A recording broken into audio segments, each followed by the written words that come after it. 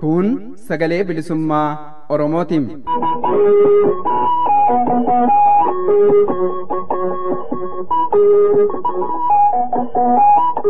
Sagaleen bilisummaa Oromoo dambalii gabaabaa meetir baandii 19 kiiloo heerzii 15,420 irratti jimaataa fi dilbata galgala sa'aatii 8 haga sa'aatii 8 walakkaatti afaan Oromootiin, roobii ammoo galgala sa'aatii 8 haga sa'aatii 9tti afaan Oromootiin wal duraa duubaan qophiilee dabarsuu amma jalqabama.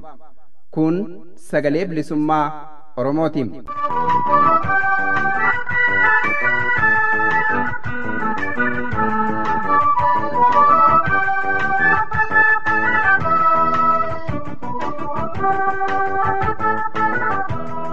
Kabajamoo dhaggeeffattoota keenya akkam jirtu, nagaan keenya kabajaa bakka jirtan maratti isin haa qabu. Baga guyyaa hundeeffamaa adda bilisummaa Oromoo waggaa 50ffaadhaan isin ga'e hunduma keenyayyuu baga ga'e jenna. Sagantaan keenya har'aas guutummaatti hundeeffama adda bilisummaa Oromoo waggaa 50ffaa irratti kan fuulleeffatu ta'a. Adda bilisummaa Oromoo guyyaa har'aa hundeeffama isaa waggaa 50ffaa ilaalchisuudhaan ibsa baasee jira. Guutummaa ibsa kanaa oduutti aansuudhaan gama keessaniin geenya. Waggaa 3ffaan itti artist Hacaaluu Hundeessaa ajjeefamee guyyaa kaleessaa kabajamee oolee jira. Waggaa 3ffaa itti artist Hacaaluu Hundeessaa ajjeefamee ilaalchisuudhaan adda bilisummaa Oromoos ijoo dubbii baasee jira. Guutummaa ijoo dubbii kanaas itti aansuun keessummeessina. Xumura irratti immoo gaazexeessitootii fi artistooti Oromoo bakka adda addaa jiraatan waggaa 50ffaa hundeeffamuu adda bilisummaa Oromoo sababeeffachuun dhaamsa bagattiin isin ga'ee dabarfatanii jiran. Xumura sagantaa keenyaa irratti gama keessaniin geenya. Jalqabarraa hanga xumuraa nu wajjin turaa jechaa gara oduutti isin dabarsina.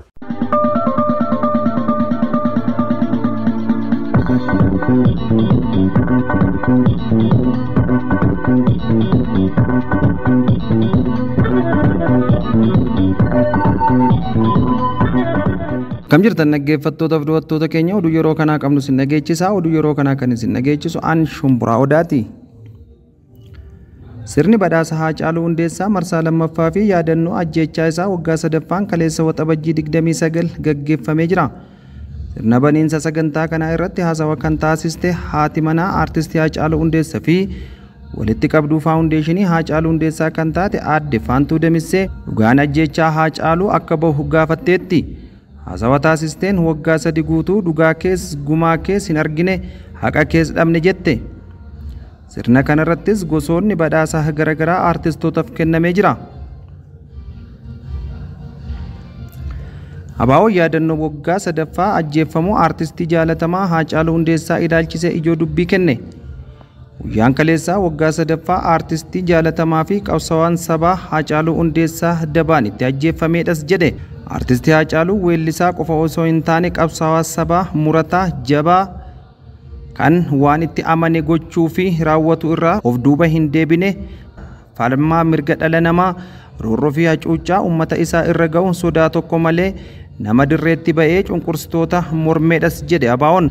Aartistii fi qabsaawaan Oromoo Haacaaluu Hundeessaa imaanaa aartistoota haqa sabaa isaaniif jedhanii diinan ajjeeffamanii baatee aartii sirbaatiin aadaa, afaan, eenyummaa, seenaa fi duudhaa Oromoo dagaagsuu keessatti qooda olaanaa qabas jechuun ijoo dubbii kanaan ibse Abaa'oon. Dhaggeeffattoota keenya guutummaa ijoo dubbii Abaa'oo gara boodatirra isiniif dhiyeessina. Ajjeechaa jumlaa waraana mootummaa paartii Bilxiginnaan uummata nagaa irratti gaggeeffamu irratti Abaa'oon ibsa baase. Giddugala Oromiyaa godina Shaggar Kibba Lixaa Ona Qarsaa Maallimaa ganda Gibbisoo jedhamutti waraanni mootummaa paartii Bilxiginnaan hoogganamu gaafa waxabajjii 22/2023 halkan uummata nagaa namoota lakkoofsan 8 ta'an mana isaanitti gadi baasuun haala sukkaneessaa ta'een rasaasa itti roobsanii bakka tokkotti akka fixe Abaa'oon ibsa baaseen mirkaneessee jira. Biyya mootummaan uummataan filamee fi uummataaf filame garee afaan qawween aangoo siyaasaa dhuunfatee bulchu jalatti uummanni nagaa mirga dimokiraasii isaa argachuu hanqannaan mirgi namoomaa isaatu sarbamuun qe'ee isaa keessatti yakka tokkoon ala waraana mootummaan akka bineensatti ajjeeffamu gadda guddaa onnee namaa cabsuudha. Erga jedhee booda maqaa namoota qe'ee isaanii irratti yakka tokkoon malee guyyaa kana ajjeeffamanis tarreessee jira.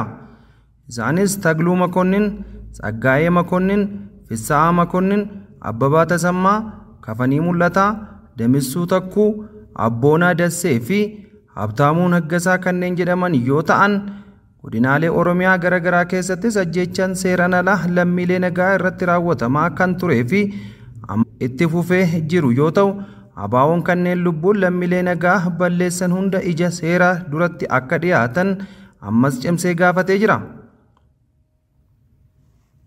Godina Horroo Guduruu Wallaggaa aanaa Guduruu ganda Immannaa Toleeraa keessatti riib gaafa waxabajjii 24,2023 ajjeechaa gara jabinaa uummata siivilii irratti raawwate.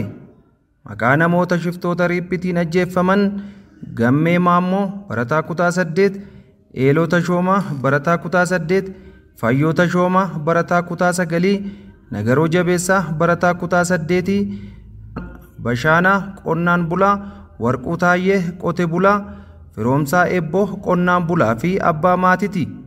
Kanneen armaan olitti maqaan heeraman hanga ammaatti reeffi isaanii kan argame yoo ta'u, namoonni achi buuteen isaanii dhabamee barbaadamaa jiranis hedduudha jedhan.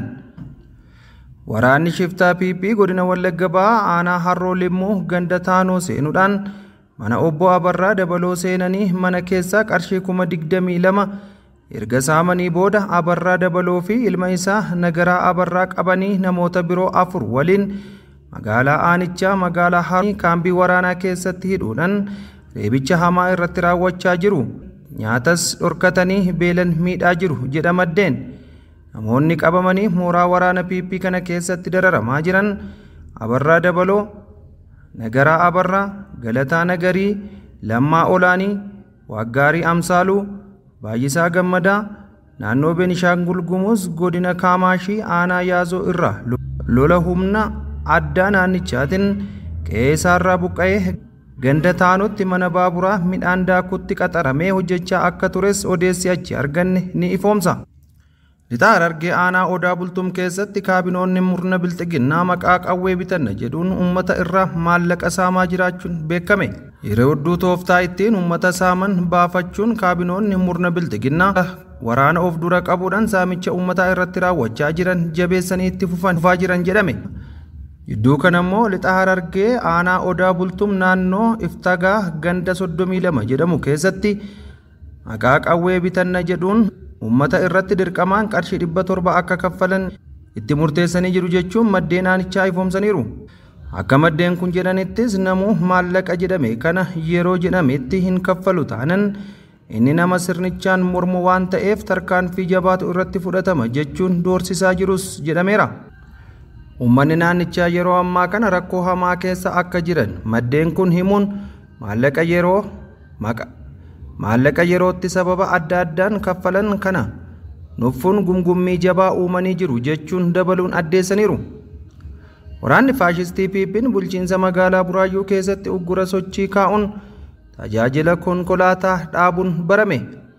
Haaluma kanaan dheengadda galgala waxabajjii 26,2023 irraa eegaluun bulchiinsa magaalaa Buraayyuu keessatti uggurri sochii geejjibaa galgala sa'aatii 12 irraa qabanii kaa'uun uummanni rakkoo keessa akka galu taasisaniiru jedha maddeen. Kana malees sa'aatii 12 irraa qabuun dukkaanonnii fi manneen daldalaa garaagaraaf cufamuun namoonni hojii humnaa keessa oolanii galan waan ittiin bulan bitatanii fayyadamuuf rakkachaa akka jiran maddeen nuuf himaniiru. Oromiyaatti rakkoon nageenyaa barattoota qaama miidhamtootaaf ba'aa dachaa ta'a jechuun qorannoon agarsiise. Qorannaan haaraa dhaabbanni waldaa Weerweet jedhamu dagaagina mirga namummaa fi dimokiraasiitiin wal qabatee naannoo Oromiyaatti gaggeessan rakkoo tasgabbii naannichatti keessa jiru barnoonni hunda hammate akka hin jirre gufuu ta'uu mul'iseera. Qorannoon kunniin Oromiyaatti rakkoolee dhibbaa siyaasaa bara 2018 booda barnoota hunda hammate magaalota 5 kan akka godina Arsii Lixaa, Shaashamannee, godina Wallagga Bahaa, Naqamte, godina Harargee Bahaa, Haramayaa, godina Bunnoo Baddallee fi godina Shawaa Lixaa Hamboo keessatti kan gaggeeffamedha. Hokkora siyaasaa muddatee wal qabatee dhaabbileen miti mootummaa fi biroo kanneen barattoota qaama miidhamtoota gargaaran meeshaalee gargaarsaa dhiyeessuu irratti rakkoon isaan muddachaa jiraachuun qorannoon kun addeesseera. Haleellaa Oromiyaa fi naannolee ollaa gidduutti uumameen lubbuun darbuu, jiraattonni buqqa'uu fi qabeenyi manca'uun ibsame. Walitti bu'iinsa yeroo garaagaraatti daangaa Oromiyaa fi naannolee biroo gidduutti bara 2015 akka lakkoofsa Itoophiyaatti muddateen lubbuun namaa darbuu, namoonni qe'ee isaan irraa buqqa'uu fi qabeenyi barbadaa'uun biiroon bulchiinsa fi nageenya Oromiyaa beeksise. Biirichi ibsa laateen bara 2015 keessa daangaa naannolee Amaaraa, Sumaalee, Sidaamaa, sabab-sablammootaa fi ummatoota kibbaa fi kanneen biroo wajjin walitti bu'iinsa yeroo garaagaraatti uumameen buqqaatiin namaa, miidhaan lubbuu fi qabeenya ga'uu ibseera. Lan kabajamtoota dhaggeeffattootaaf du'attoota keenya oduun har'aaf qabannee dhiyaanne asuma irratti xumurree jirra. Qophiilee keenya biroo hafan waliin turtii gaarii isiniin jenna.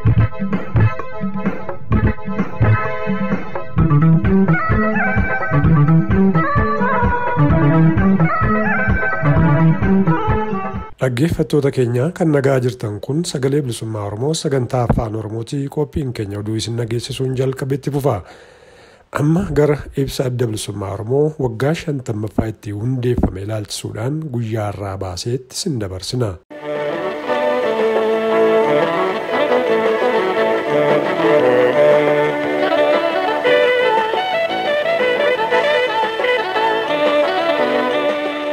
Kabaja ayyaana hundeeffama adda bilisummaa Oromoo waggaa 50ffaa. Ibsa adda bilisummaa Oromoo. Addi bilisummaa Oromoo qabsaa'ota, miseensotaa fi deeggartoota akkasumas uummata Oromoo hundaan baga kabaja ayyaana hundeeffama adda bilisummaa Oromoo waggaa 50ffaan nagaan isin gahe jedha. Addi bilisummaa Oromoo ayyaana hundeeffama isaa waggaa 50ffaa kana yeroo kabaju miira wal makatu itti dhagahama. Gama tokkoon qabsoo abbaa biyyummaa Oromoo mirkaneessuuf bara dheeraa kana taasifameen kanneen lubbuu isaanii wareeganii maatii isaanii facaasan, kanneen qaamaa fi jiruu fi jireenya isaanii itti dhaban gootota keenya akkasumas uummata Oromoo kumaatamaan laakkawaman ammas wareegama baasaa jiran gaddaan yaadata.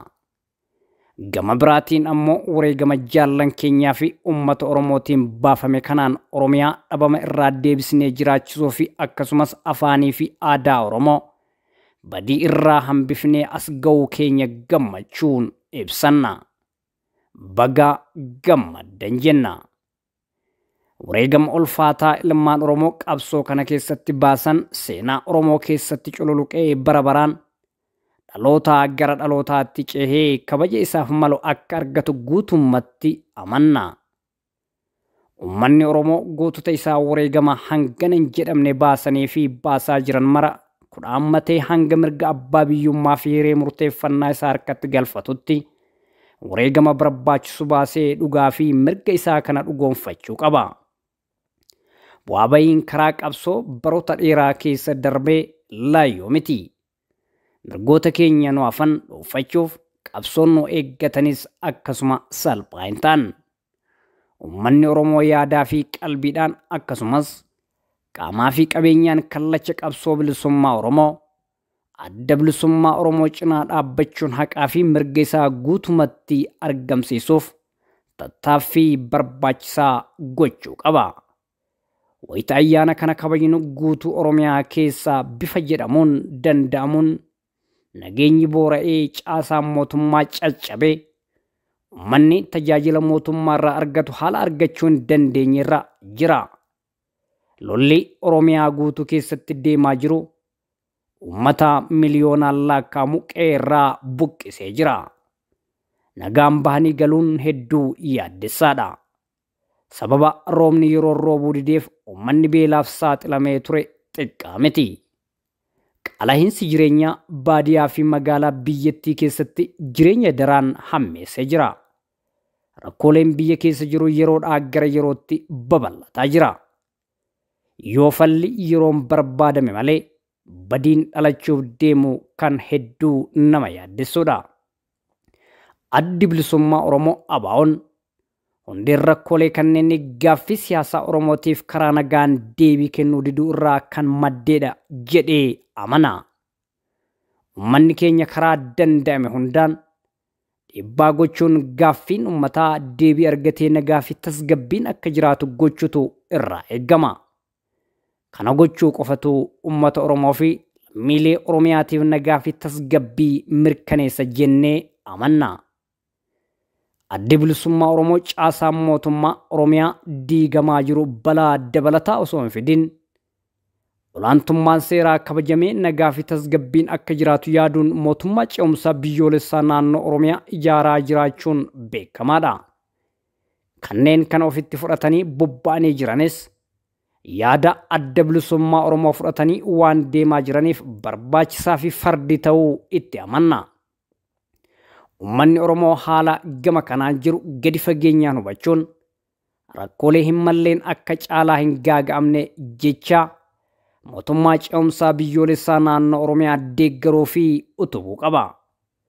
Olaantummaan seeraa yoo mirkanaa'ee fi sirni bulchiinsa gaarii yoo jiraate nagaa waaraan jiraachuu danda'u. Uummanni Oromoo fi lammiileen Oromiyaa mootummaa ce'umsaa biyyoolessaa naannoo Oromiyaa ijaaramaa jiru kana itichuuf gahee murteessaa akka qabu hubanna. Kanumaan wal qabatee gaaffii hiree murteeffannaa fi abbaa biyyummaa uummata Oromoo fi dimokiraasii lafa qabatu itti amanu bakkaan ga'uuf addi bilisummaa Oromoo akkuma kaleessaa murannoodhaan sochii qabsootti jiru cimsee itti fufa. Akkuma armaan dura wareegama ulfaataa kaffallee qabsoo Oromoo asiin gahe fuulduras qabsoo deeggarsa uummataa bifa hunda qabu galmaan ga'uuf wareegama barbaachisaa kaffaluuf qophii ta'uu deebi'ee irbuu isaa haaromsa. Addi bilisummaa Oromoo jaarmiyaalee Oromoo akeeka wal fakkaataa qabanii fi dhaabbilee sabaa fi sablammoota mirga isaanii dhugoomsuuf falmaa jiran wajjin hariiroo ijaaratee caalatti jajjabeessuun tumsa waliif taasifamu daraan cimsa. Akkasumas dhaabbilee kanneen biroo mirga dimokiraasii fi nageenya uummataaf tattaafatan wajjin hariiroo qabu daraan cimsata. Kanneen hariiroo hin qabne wajjin hariiroo ni tolfata. Bifuma wal fakkaatuun hariiroo fi walitti dhufeenya hawaasa addunyaa wajjin qabnu daraan cimsachuuf gadi fageenyaan kan irratti hojjennu ta'a. Dhuma irratti addi bilisummaa Oromoo qabsoo bara dheeraa fudhatee fi gootota qaqqaalii kumaatamaan itti wareege asiin gahe kana wayita ayyaana hundeeffama isaa waggaa 50ffaa kabaju xumuraan ga'uuf irbuu seenee irra deebi'ee kan haaromsuu fi wareegama barbaachisu kamuu kaffaluuf qophii ta'uu keenya ibsa. Kabajni hundeeffama adda bilisummaa Oromoo waggaa 50ffaa kun kan milkii akka ta'u hawwina. Injifannoo uummata bal'aaf adda bilisummaa Oromoo waxabajjii 30 2023 Finfinnee.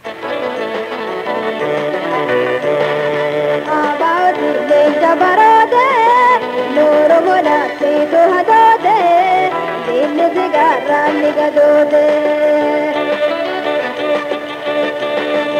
Abao dille jabarode, loro volate, tohadode, dille zigarra ligadode.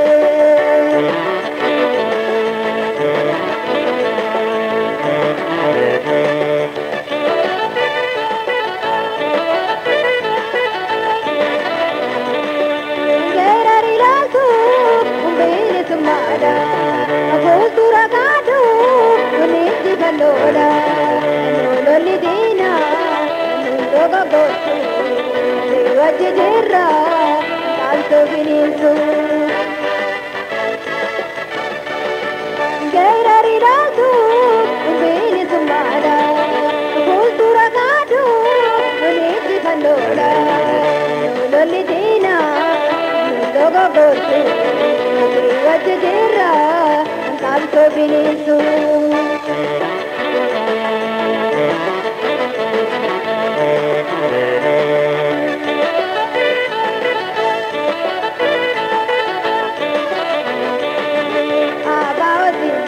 Barode, loro gadoote. Abaawoti leenca baroote looro bodaafsiitu hatoote inni sigaarraan ni gadoote.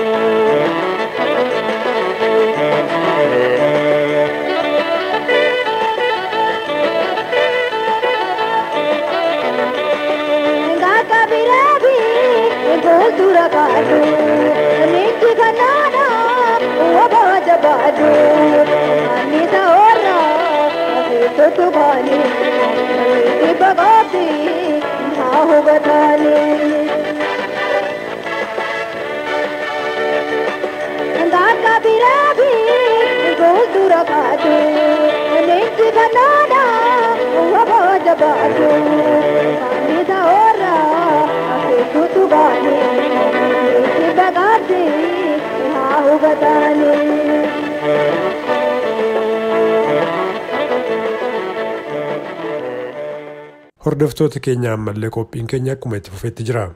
Waxabajjiin 29 guyyaa itti aartist Hacaaluu Hundeessaa ajjeefame waggaa sadaffaansaa guyyaa kaleessaa kabajamee jira. Guyyaa kana ilaalchisuudhaanis Adda Bilisummaa Oromoo kaleessa ijoo dubbii baasee jira. Guutummaan ijoo dubbii kunis akka taanutti isiniif. Ajjeefamuu aartistii jaallatamaa Hacaaluu Hundeessaa ilaalchisee ijoo dubbii Adda Bilisummaa Oromoo ABO. Waxabajjiin 29 barri 2023 waggaa sadaffaa aartistiin jaallatamaaf qabsaawaan sabaa Hacaaluu Hundeessaa Dabaanitti ajjeefamedha. Duutii Hacaaluu Oromoo hunda kan rifaasiseef gaddisiisedha. Sababaan isaa immoo aartistii Hacaaluu Hundeessaa nama sichi guddataa jiru bu'aa guddaa Oromoof buusuu fi hojii artiisaatiin iddoo guddaatti nama eegamaa turetu karaatti hambifame. Aartistii Hacaaluun weellisaa qofa osoo hin taane qabsaawaa sabaa murataa jabaataa kan waan itti amane gochuuf raawwatu irraa of duuba hin jenne falmaa mirga dhala namaa roorroo fi hacuuccaa uummata isaarra ga'u sodaa tokko malee nama dirreetti ba'ee cunqursitootaan mormeedha. Kanaaf aartistii Hacaaluun weellisaaf qabsaawaa sabaatii jedhama. Wayita waggaa sadaffaa ajjechaa aartistii jaallatamaa Hacaaluu Hundeessaa kabajannu kanatti ilmaan biyyaa haqa uummata isaanii gadi baasuuf sagalee waan ta'aniif qofa sirnoota bittaa impaayera Itoophiyaa garaagaraan haala suukanneessaan ajjeesamanii fi achi buuteen isaanii dhabame hedduu isaanii waliin yaadanna. Seenaan isaanii akka hin banneefis ol kaasnee guyyaa kana mul'isna. Weellistoota Oromoo sirnoota impaayera Itoophiyaan ajjeefamaniif bakki buuteen isaanii dhabamsiifame keessaa kanneen akka Abdullahi Arsii, Ayyub Abubakar Muusaa, Mustafaa Abdii yookaan Harawwee, Ahmed Kebiraa, Ayyaantuu Booranaa, Himee Yusuuf, Kulanii Boruu, Sabboontuu Baarentuu, Boonsisoo Callaa, Hordofaa Baarentoo, Jireenyaa Ayyaanaa, Eebbisaa Addunyaa, Xaannaa Wayyeessaa, Usmaayoo Muusaa, Abdii Qophee, Baayiluu Girmaa, Zannuu Mokonnon, Yoosef Gammachuu, Maaramee Harqaa Kaasaa, Daadhii Galaan, Cawwaaqaa Yaaddessaa fi kanneen maqaan hin dhaawamin waan quuqqaa uummata isaanii irra jiru saaxilaniif qofa ajjeesamanii gariinis achi buutee dhabamsiifaman guyyaa kana yaadatuun dirqii ta'a. Artistii fi qabsaa'aa Oromoo Hacaaluu Hundeessaa imaanaa artistoota qasaba isaaniif jedhanii diinaan ajjeefamanii baatee artii sirbaatiin aadaa, afaan, eenyummaa, seenaa fi duudhaa Oromoo dagaagsuu keessatti qooda olaanaa qaba.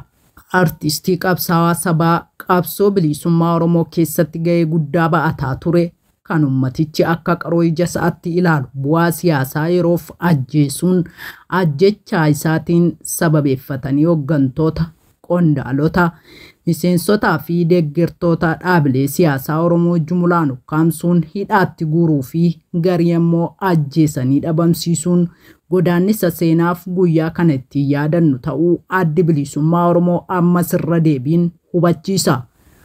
Hooggantoonnii fi qondaaltonni adda bilisummaa Oromoo haga har'aatti illee hidhaama kana keessatti gidirfamaa jiran. Addi bilisummaa Oromoo har'as haqni Hacaaluu akka barbaadamu gaafataa.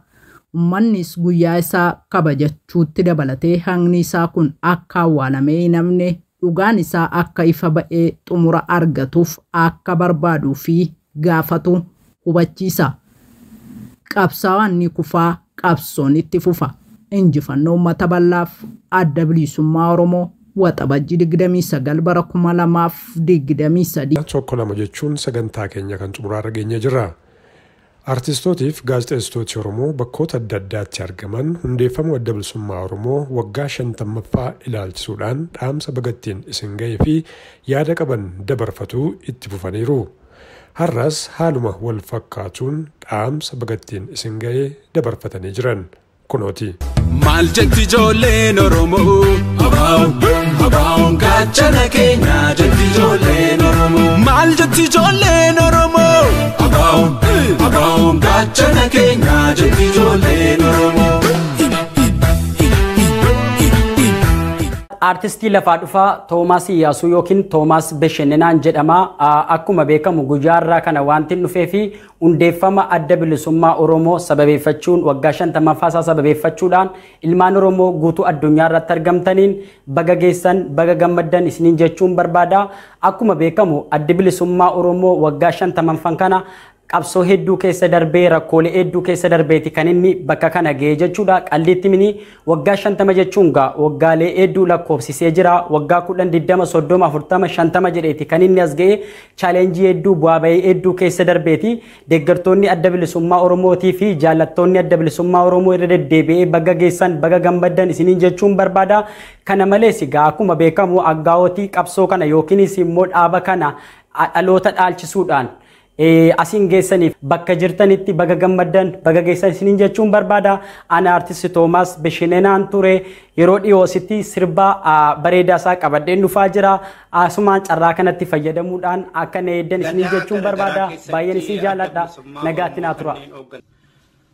Gadaa garaagaraa keessatti adda bilisummaa Oromoo kanneen hoogganaa turtan, har'as kanneen hoogganaa jirtan, miseensota dhaabaa, maatii qabsaa'otaa hunda caalaa immoo abbaa qabsoo kanaa uummata Oromoo walii galaan baga guyyaa hundeeffamaa adda bilisummaa Oromoo waggaa 50ffaatiin isiniin ga'e.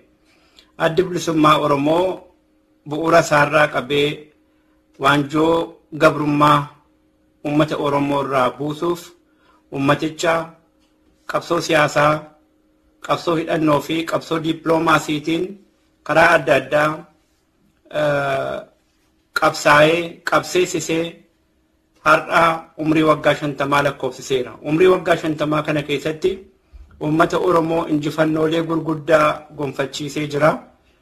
Abbaa afaansaa, abbaa eenyummaasaa, abbaa aadaasaa taasisuu danda'eera.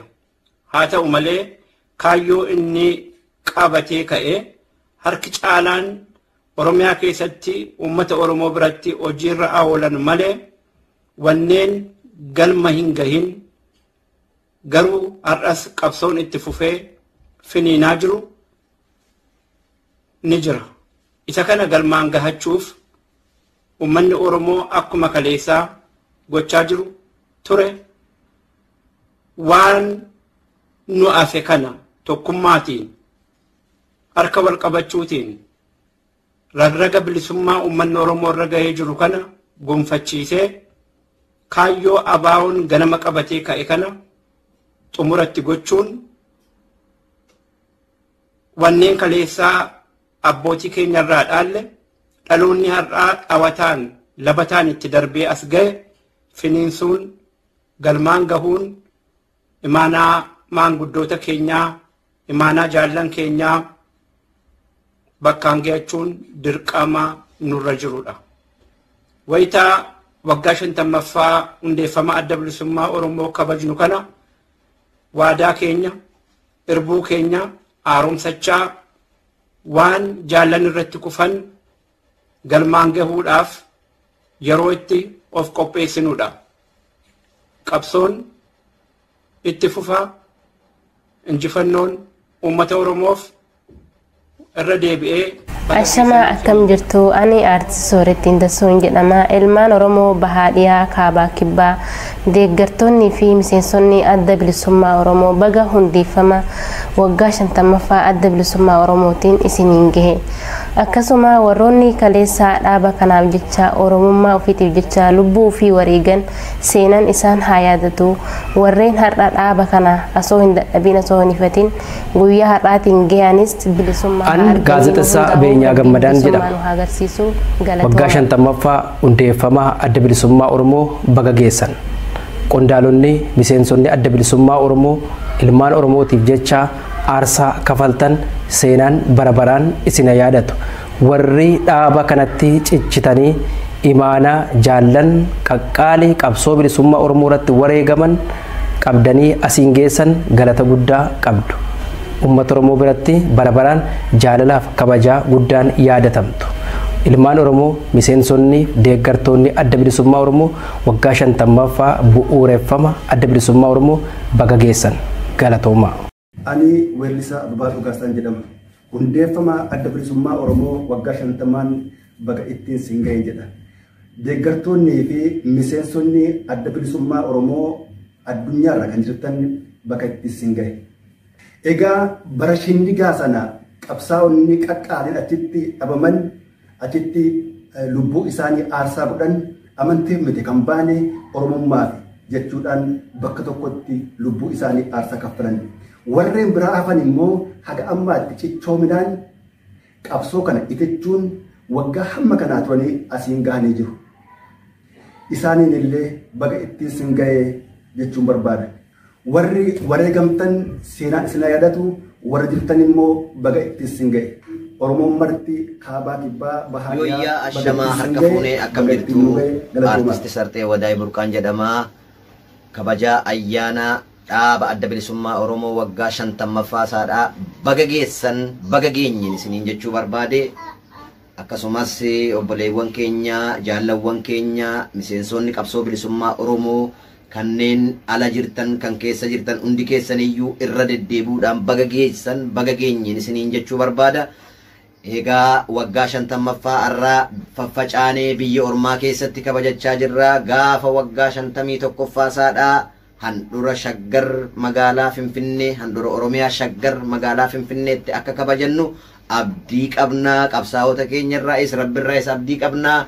Dhaabni adda bilisummaa Oromoo dhaaba ijaaf gurra keenya dhaaba qofa osoo hin taane uummata Oromootiif qaroodha. Uummata Oromootiif gurra akkuma kaleessa jaallan wareegaman waa'ee seenaa Irbushinniigas hin yaadattu yoo ta'e akkasumatti gartee walalolee adda addaa yaadaloo adda addaa warri hordoftan warri dhageeffattan warri seenaa dubbistan dhaabni adda bilisummaa Oromoo dhaaba akkamii akka ta'e akkamiin bakka arra jiru kana as ga'ee maal keessa akka darbe dukkana akkamii keessa gufuuf gufaata osoo hin jedhinii jecha namaaf osoo bakka laatiin dhagaa darbannaadhaaf osoo gurran laatiin shokomsaadhaaf osoo gurran laatiin lafa arra jirru kana bakka arra jirru kana mataa ol nu qabachiisee arraan nu ga'e. Kanaaf dhaablichi kuni dhaaba hin irraanfatamne dhaaba onnee ummata Oromoodhaa kamiyyuu keessayyuu jiruudha.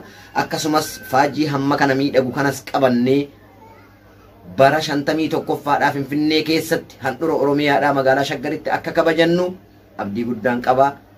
Galatoomaan isiniin jedha ulfaadhaa horaa bulaa akka dhaamsaa fi akka xumuraatti immoo wanni jabeeffachuu qabnu warroota kaayoo jaallan kaleessa wareegamanii sana garte galmaan ga'uudhaaf deemu kana haa utubannu haa jabeeffannu duuba haa dhaabbannu qabsoon keenya hamma galiisaa rukututti dhiigaaf lafee cabe sana dhiisnee jireenya dhuunfaa keenyaatti akka irraan gorre haa hordofnu haa jajjabaannu baga geessanii bagattiin isin ga'een isiniin jechuu barbaade. Artist lafaa dhufaa Eliyaas Abubakar Hamid jedhama. Baga hundeeffama waggaa 50ffaa ABO'tiin isin ga'e. Hogganootni ABO, deeggartoonni akkasuma miseensonni hundi keessaniyyuu baga gammaddan.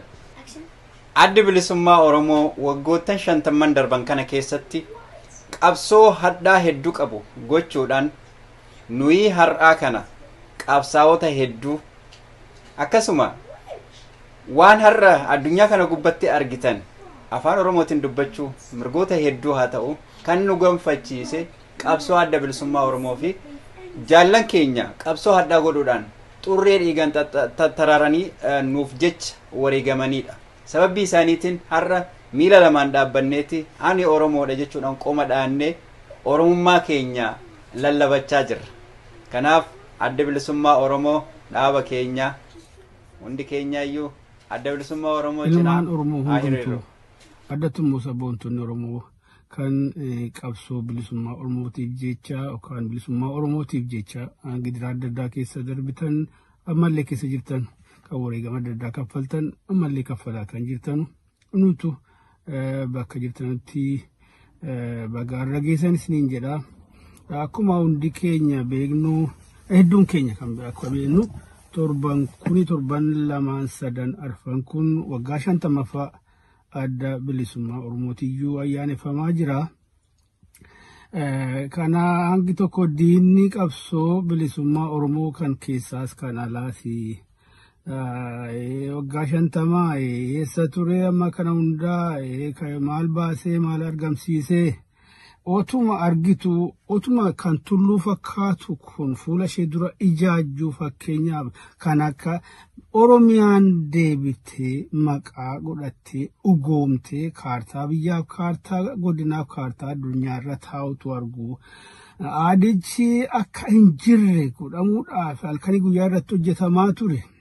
Boolla keessaa dhukkee keessaa ka'ee immoo dammaqee bulluqee bargaagee mul'atutti addatti immoo afaan Oromoo sadarkaa garaagaraatiin addatti duula saayikooloojii uummaticha irratti gaggeeffamaa tureen uummatichillee akkan dubbanne dubbachuu akka qaana'u akka of dhoksu akka dhokatu tokko tokko ammaaf yeroo hin qabnu malee yeroo Finfinnee dhufannu haala duudaa itti of taasisaa turan keessatti nama lubbuun jiru jira qabsaa Oromoo bara dheeraa Harun Idris Musa Sweden jirama yeroo Finfinnee dhufuun of duuchaa ture haala maaliif gaallaa gamadaaf jedhamu baqarraa kan kana hunda keessa kaasee afaanichi kunoo akka arginu barreeffama kitaabota barnootatti barachuu hojiitti dalagachuu sadarkaa anatiyyuu afaan hojii biyyattii ta'a jechuu gahe.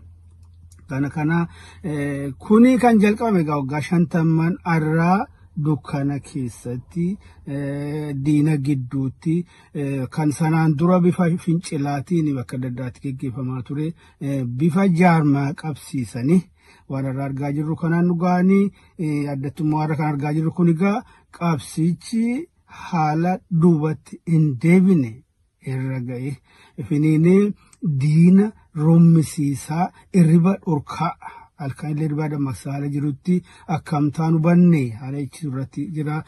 Kana bagattiin nu ga'e kanaafis warra waanii kana fudhatanii of kennanii dukkana sana keessatti kan dhufes toleedhee fudhatanii wal waamanii qabsoo bilisummaa Oromoo kana bifa jaarmaatiin lafa qabsiisan warra wareegamtan kabajaa fi ulfina bara baraa seenaa Oromoo sin irraanfatu warra lubbuun jirtan immoo baga jiraattanii waaqni Oromoo waaqni keessan Waaqayyo umrii dheerattanii isatti amaatan kana firii godhate akka argitan sina taasisu qabsichi gaa akkuma arginu amma kana kunoo qabsoon hidhannoo akkaan finiinee uummata Oromootti galee uummanni Oromoo ofitti fudhatee tiyyuu itti jira.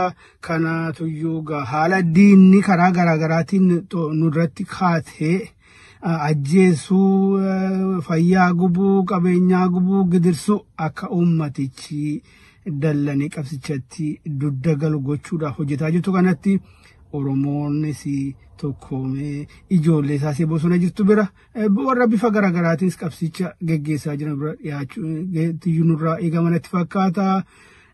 Baga geenyuma geessanii Oromiyaan numa bilisoomti. Oromiyaan numa bilisoomti. Kuwwaan keessan deebi'amne kuwwaan hin oolleedha. Geenyi arguu Waaqayyo nu gargaaru. Nagaa ta'a. Ani Tabsaa'ee Dheeressaatii Torontoo Kanadaa. Gaazexeessaa gama kootiin amma danda'etti qabsoo kanatti gumaachuuf jecha akka gaazexeessaatti tureedhamaa jira. Gaa'eedhuma koon baadhadhe. Tabsaa'ee Dheeressaatii nagaatti. Ashama ani walisa Abdul Malik Abdullaatiin jaamaa baga ayyaana hundeeffamaa adda bilisummaa Oromoo waggaa 50ffaatiin isin gahee baga olmaanuu nuun gahee isin jaa dabalataan waliin jawoo kan jiraatu taate hafteen hambaa seenawwanii nuhi waan taateef warreen lafeetti dhabanii qaamaatti cabanii waa meeqatti dhabanii lubbuu isaaniitti dhabanii jireenya isaaniitti dhabanii dabarran haa galatoomanii garuu nuti arraan tana warri jiru lillifachuudhaaf mudhii hidhannee lafaa ka'uu qabnaan isin jaadhaamsa kiyya hangarumaati galatoomaa horaa bulaa. Ashamaa harka fuunee kabajamtoota ilmaan Oromoo kan biyya alaa jirtan kan biyya keessa jirtanillee aan artisti Gammachuu Kadir jedhama. Hundeeffama adda bilisummaa Oromoo kan waggaa 50ffaa kanaan baga ittiin isin ga'e isin jedha kan ala jirtanis kan biyya keessa jirtanillee baga ayyaana kana itti geettan isin jedha. Akkasuma immoo dhaabni kun dhaaba akkanatti dhufee otoo hin ta'in ayyaanni amma laallu kun isa akkanatti dhufee otoo hin ta'in jaallan meeqa itti wareegamanii itti cinqamanii lubbuun namoota meeqaa itti wareegameeti adda ka gahe. Kanaaf dhaaba kana cinaa dhaabbannee nuti namni kamiiniyyuu akka dhaaba kana cinaa dhaabbannu isa 51ffaa Finfinneetti akka waliin kabajannu isiniin jedha galatooma. Maal jetti ijoolleen Oromoo abaa'uun gaachana keenya jetti ijoolleen Oromoo. Maal jetti ijoolleen Oromoo abaa'uun gaachana keenya jetti ijoolleen Oromoo. Egaan dhaggeeffattoota keenya jalqabarraa hanga xumuraatti isin wajjin taatanii sagantaa keenya waan hordoftaniif guddoo galatoomaa isiniin jenna. Ammas irra deebi'uudhaan baga hundeeffama waggaa 50ffaa adda bilisummaa Oromoon isin ga'e jenna. Sagantaa itti aanuun hanga walitti deebinutti nagaa fayyaa keessanuuf tura. Injifannoo uummata Oromoof.